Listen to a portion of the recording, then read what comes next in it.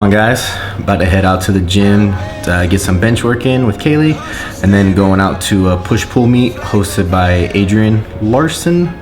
It's a UPA meet. He's the state chairman for it, so anytime there's a local meet, I like to go out and support the lifters and support the organization. Even though it's not one that I compete in personally, I just think it's good for the sport to get out there and promote it as much as you can, and help people along the way. So it's always fun to go out there and support those local meets. It's been a while since I talked to you guys about my diet. I've been talking a lot about training lately, and diet's going really well. Like I said before, after the meets, I like to do a bit of a cut phase for 4 to 6 weeks, just depending on how long my body can handle it, because I'm not really after a number.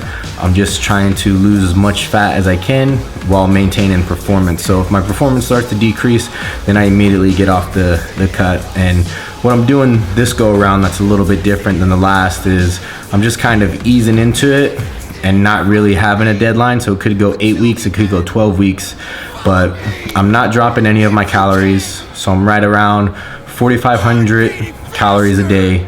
Added in 4 cardio sessions a week, fasted if I get up. If not, I just do it sometime within the day. And then just bumping up my volume and training more like a bodybuilder. And so far, 2 weeks into it, I'm down about 2 to 3 pounds, depending on the day. So it's going at a rate that I feel comfortable with. I don't really recommend dropping too much weight too fast. And for me, the thing is, and it's gonna sound weird, but I wanna lose weight and drop fat, but if my waist starts to get too small, then my lifts go to shit. So I'm really focusing on trying to keep my waist the same size. And a couple ways of doing that is just, you can practice bracing and breathing drills.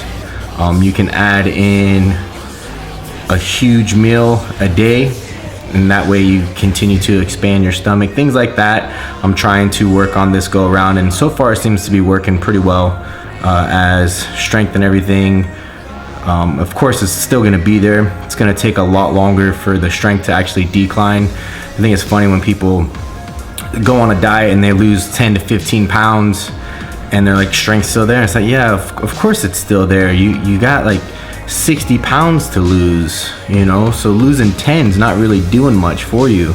And then down the road, if they stay with the diet, all of a sudden it's like huge strength decrease, so you can't promote something if you've never quite been down that path before. If you're trying to promote yourself as someone who knows what they're doing and you're losing weight and gaining strength or staying strong, stay on that path. Talk to me about 4 or 5 months, and if you're still able to do that, then I might talk to you about hiring you as a coach.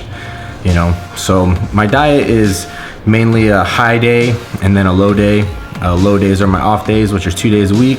High days are filled with a bunch of carbohydrates, and I know a lot of people think carbohydrates are bad, but as a strength performance athlete, if timed right and timed properly, carbohydrates are probably one of the most essential macronutrients to any strength athlete as far as performance and weight loss goes at the same time.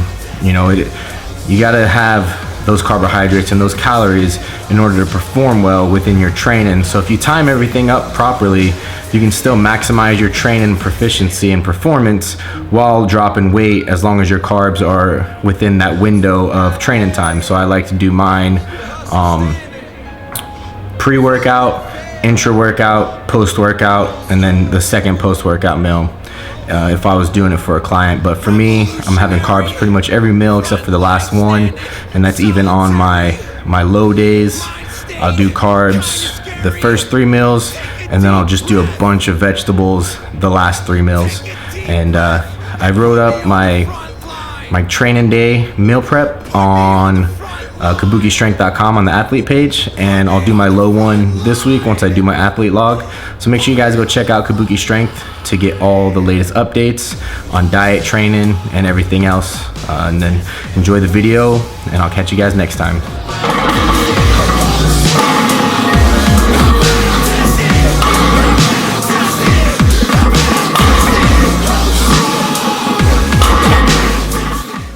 What's going on, guys? Some deadlift training and some bench training from last week, Friday and Saturday.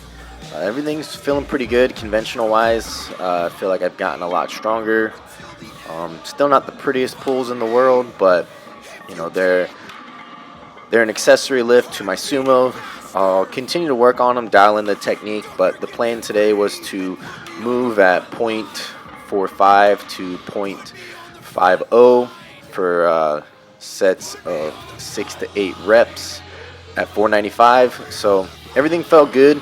I was able to keep the speed on all the reps. I ended up doing 4 sets here at 495, and then went on to doing some tempo squats after that.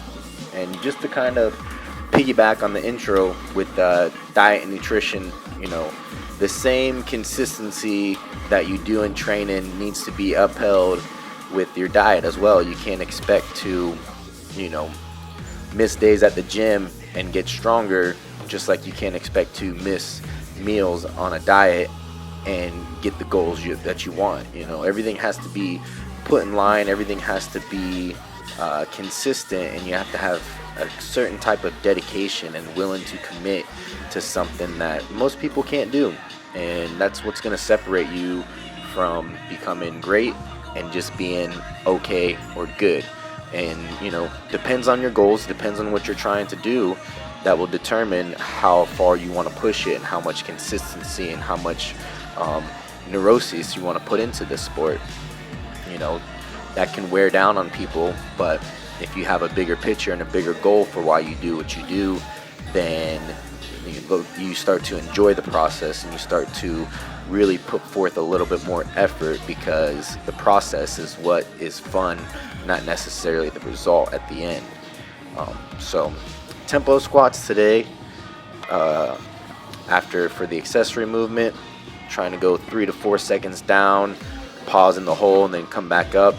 This was about 426 pounds on the Duffalo bar, and feels really good. I was really happy with the way these felt. It felt really light on my back, so you know, can't really complain when that happens. And then finished up with some accessories, some leg presses, and some banded deadlifts, and some rows, and that's pretty much the extent of the deadlift day. Is especially on the conventional day, is just to get in some work, doing some conventional pulls, doing some pause or tempo squats, and then just doing a whole bunch of accessories to build up my back, to build up my glutes, posterior chain. You know, pretty much everything that goes into a successful pull is what we work on today. And you know, feeling really good, feeling pretty healthy. So excited to move into week 3 of the off season. Diet's going really well, so I can't complain with that. You know, the thing is with a good diet is that after a while, probably like 2 to 3 weeks into it, you don't really get the cravings anymore. Like it becomes such a habit in your life that you don't even really think about going off of it. And when you do, it kind of, some people can derail them. Some people, you know, they need it and it keeps them motivated. So you just got to kind of figure out what works best for you in your situation. But I feel like if you can make it 2 to 3 weeks of staying like 100% on top of your game, all the cravings go away, you get more focused in, you get more dialed in. And like I said, once that habit is formed, it's just hard to break it. You know, there's not really much that can go into disrupting you unless, you know, you go on vacation. Obviously, the key is to do as good as you can within your own standards, within your own residency at your house. You know, so that way when you do go on trips and go on vacations, you can just have fun and let loose, and you don't have to worry about it. You don't have to bring your phone with you to count your macros every single meal. You know that you're dedicated for 4 to 5 weeks, have a little vacation, have fun over the weekend, and then guess what? You're back on track. Nothing lost, nothing gained.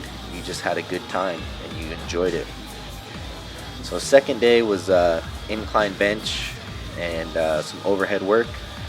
So this day is mostly dedicated to shoulders, but I feel like just switching between dumbbells and barbell inclines definitely gets you a good bit of a shoulder workout as well, and it really helps, for me, inclines really help my bench press grow. So and then doing some behind the neck presses. These are probably my favorite overhead press variation.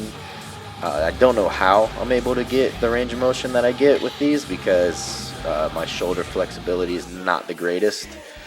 But I feel like these work the best. These hit the shoulders the best for me, and that's kind of why I always have them in there.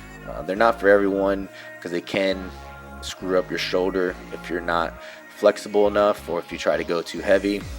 So just some things to consider as you put these workouts in, right? You're trying to develop muscles, and you're trying to get bigger muscles so that they can become stronger. So if you're doing exercises just to do them, and you don't feel like the muscle's working, or you don't feel like you get a good pump from it, chances are you're cheating the exercise, and you're cheating the muscles.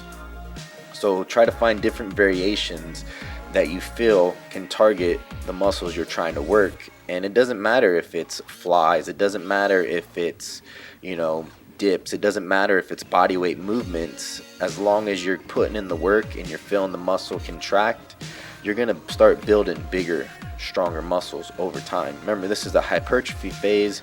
We're just trying to get a pump, we're just trying to get the muscles working, and we're just trying to grow. And right now, keeping the hypertrophy up, keeping the volume up while dieting is just a great way to preserve any muscle mass that you have, while trying to minimize the damage and lose some body fat. So keep the volume high while dieting, keep the volume high during hypertrophy phases when you're trying to grow, and you'll get bigger, stronger muscles. Make sure you guys check out kabukistrength.com for my training log. Till next time, take care.